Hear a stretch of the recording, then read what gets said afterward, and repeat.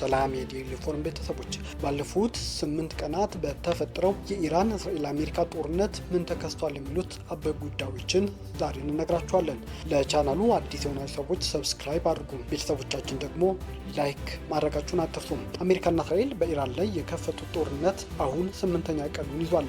በዚህ ጦርነት በመካከለኛው ምስራቅ ለሰዎች ሞት፣ ለዓለም የነዳጅ ዋጋ መናርና ለኢራን መሪዎች መገደል ምክንያትም ሆኗል። ታዲያ ባለፉት 8 ቀናት በኢራን እስራኤል አሜሪካ ጦርነት ምን አበይት ክስተቶች ተከስተዋል የሚለውን እስቲ በወፍ በረር እንመልከት። ጦርነቱ ከተጀመረ ከቅዳሜ ማለዳ ጀምሮ እስካሁን ድረስ በኢራን 1400 በላይ ሰዎች የተገደሉ ሲሆን በዚህ ውስጥ መንፈሳዊ መሪ አያቶላህ አሊ አሚኒን ጨምሮ 40 ከፍተኛ የኢራን ሹማምንት ተገድለዋል።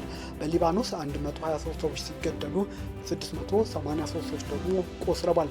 እነዚህ ሰዎች የተገደሉትም የቆሰሉትም በእስራኤል የአየር ድብደባ ነው። በኢራቅ 2 ሰዎች ሲገደሉ በእስራኤል ደግሞ 11 ሰዎች ሲገደሉ በመቶዎች የሚቆጠሩ ደግሞ መቁሰላቸውን እየተነገረ ነው። ይህም ኢራን በእስራኤል ላይ በወሰደችው የአጸፋ እርምጃ የተገደሉ የቆሰሉ ሰዎች ናቸው። በጆርዳን 5፣ በኩዌት 4፣ በኳታር 16፣ በተባበሩት አረብ ኤሚሬት 3፣ በባህሬንና በኦማን አንዳንድ ሰዎች ሲገደሉ አሜሪካ ደግሞ ከ10 በላይ የሆኑ ወታደሮቿ እንደተገደሉባት መረጃዎች ያሳያሉ። ኢራን ደግሞ ከቀናቱ በፊት 500 አሜሪካውያን ወታደሮች መግደሏን ያስታወቀች ሲሆን ዛሬ ቅዳሜ ዕለት ባወጣችው መረጃ ደግሞ በተባበሩት አረብ ኤሚሬትስ ከ200 በላይ የሚልቁ የአሜሪካ ወታደሮችን በአንድ ቀን መግደሏን ይፋ አድርጋለች። ላለፉት 8 ቀናት በነበረው የአሜሪካ ኢራን እስራኤል ጦርነት አሜሪካ ከ3000 በላይ የተመረጡ ኢላማዎችን በሚሳኤል በአየር መደብደቧን አስታውቃለች። በዚህም ስራዋ የአብርሃምስ ሊንከን ግዙፍ የጦር መርከብን ያስተማራች ሲሆን ቢ2 የተባለው ግዙፍ የአሜሪካ የጦር አውሮፕላንም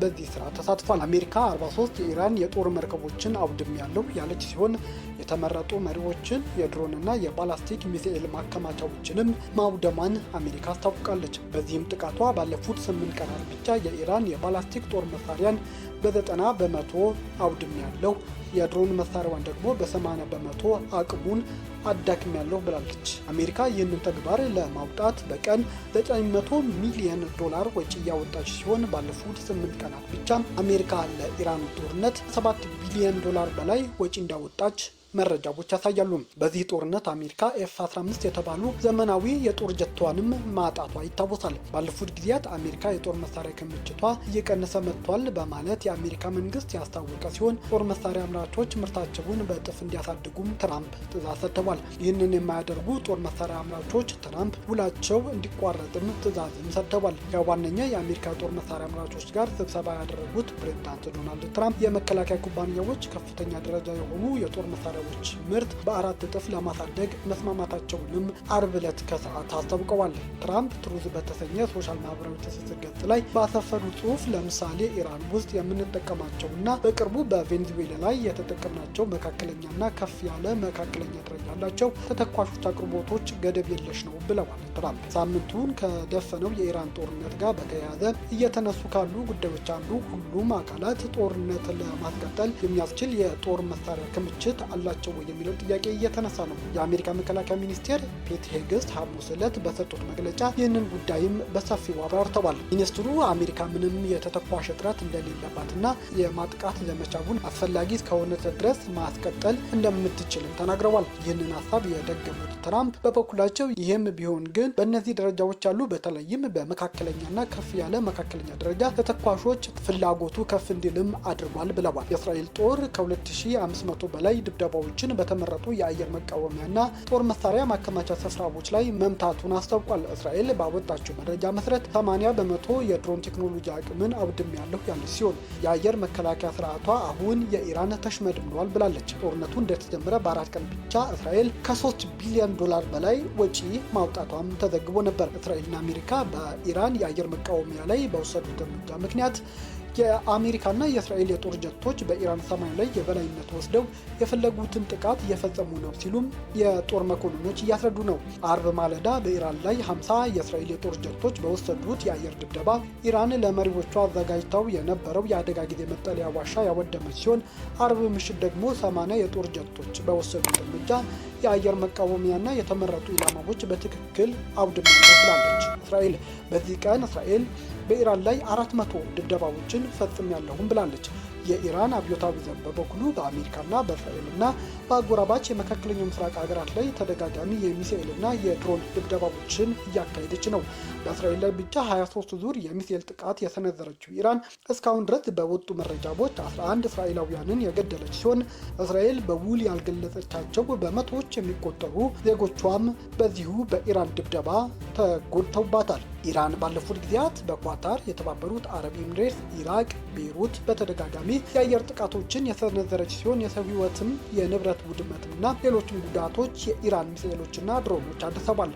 በዚህ ምክንያት ኢራን ከወዳጆቿ ጋር ሰጣ ገባ ውስጥ እንድትገባም አድርጓታል።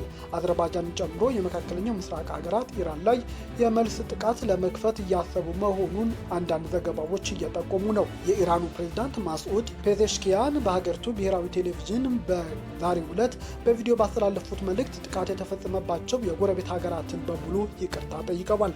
ጥቃቱ የደረሰባቸው ሀገራት ይቅርታ መጠየቅ አስፈላጊ ሆኖም አግኝቸዋለሁ ሲሉም ፕሬዝዳንቱ ተናግረዋል። ጎረቤት ሀገራት የመውረር ሀሳብ የለንም ያሉት ፕሬዝዳንቱ ሰላምና መረጋጋት ለማስፈን ሲባል ቀጠናዊ ትብብር እንዲኖርም ጠይቀዋል። ፔዜሽኪያን አክለውም የሀገሪቱ አመራር ጎረቤቶች ላይ የሚፈጸመውን ጥቃት በተመለከተ ውሳኔ ማሳለፉንም ተናግረዋል። የሀገሪቱ ጦር ኃይሎች ከአሁኑ በኋላ ቀድመው ካላጠቁ በስተቀር ጎረቤት ሀገራት ላይ ጥቃት እንዳይፈጸም እንዳዘዙም አስታውቀዋል። ከአሁን ጀምሮ በጎረቤት ሀገራት ካልተጠቃን በስተቀር ጎረቤት ሀገራትን ማጥቃት ወይም ሚሳኤል መተኮስ የለባቸውም። ይህንን በዲፕሎማሲያዊ መፍታት አለብን ብዬ አስባለሁ ብለዋል ፕሬዝዳንቱ አክለውም ጥቃቶች የተፈጸሙት በወታደራዊ አመራሮች መካከል በተፈጠረ የመረጃ ልውውጥ ስህተት ምክንያት እንደሆነም ገልጠዋል። ይሁን እንጂ ይህ የፕሬዝዳንቱ ንግግር የተላለፈው ኢራን ቅዳሜ ጠዋት ላይ በባህሬን፣ ሳውዲ አረቢያና የተባበሩት አረብ ኤሚሬቶች ላይ ተደጋጋሚ ጥቃት ከፈጸመች በኋላ እንደሆነም አሶሺየትድ ፕሬስ ዘግቧል። በተጨማሪም የኢራን ፕሬዝዳንት ይህንን አጋጣሚ በመጠቀም ኢራን ላይ ጥቃት ለመፈጸም እያሰቡ ያሉ አካላት የኢምፔሪያሊዝም አሻንጉሊት እንዳይሆኑ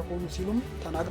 እስራኤልና አሜሪካ መደገፍ የክብርና የነጻነት መንገድ አይደለም ሲሉም ተደምጠዋል። ፕሬዝዳንቱ በኢራን እስራኤል አሜሪካ ጦርነት ኢራን 1400 ዜጎቿን መገደላቸውን እየተነገረ ሲሆን እስካሁን ድረስ የተገደሉባት መሪዎች መቅበርም አልቻለችም። ኢራን ቀጣዩ መንፈሳዊ መሪን ለመምረጥ እያሰበች ነው የሚለው መረጃ ከተናፈሰ በኋላ አሜሪካና እስራኤል እነሱ የሚፈልጉት ሰው እስካልተመረጠም አዲሱን ተሿሚ ወዲያውኑ እንደሚገድሉት ማስታወቀዋል። አሜሪካ እስራኤል ጦርነት አሁን ላይ አድማሱን እያሰፋ ሲሆን ሀገራትም ወደ ጦርነቱ ጎራ ለይቶ ለመግባት ጊዜን እየተጠባበቁ ይገኛሉ። የአሜሪካ ጦር በየጊዜው የኢራን የአየር መቃወሚያ ደምስሰናል፣ በባህር ላዩም አውድመናል፣ የጦር አበጋዞችም አጥፍተናል፣ ድል እየቀናን ነው የሚሉ ሲሆን ኢራንም በበኩሏ ከዚህ ቀደም 500 የአሜሪካን ጦር ገድያለሁ ያለች ሲሆን ዛሬ በዩናይትድ አረብ ኤሚሬትስ በሚገኝ የአል ዳፋራ የአየር ጣቢያ ላይ በወሰደችው የድሮን ጥቃትና የሚሳኤል ጥቃት ከ200 የሚልኩ የአሜሪካ ወታደራዊ አባላት ተገድለዋል ወይም ቆስለዋል ስትል ይፋ አድርጋለች። ጦርነቱ በየቀኑ የዓለምን ነዳጅ ኃይል ዋጋ እያናረ ሲሆን የምግብ ምርት ላይም ተጽዕኖ እየጎላ ይመጣል። በተለይም ለወራት ጦርነቱ ከቀጠለም ተብሏል። ቤተሰቦቻችን ላይክ፣ ሰብስክራይብ ማድረጋችሁን እንዳትረሱ። በሌላ ዜና ዳግም የምንመለስ ይሆናል።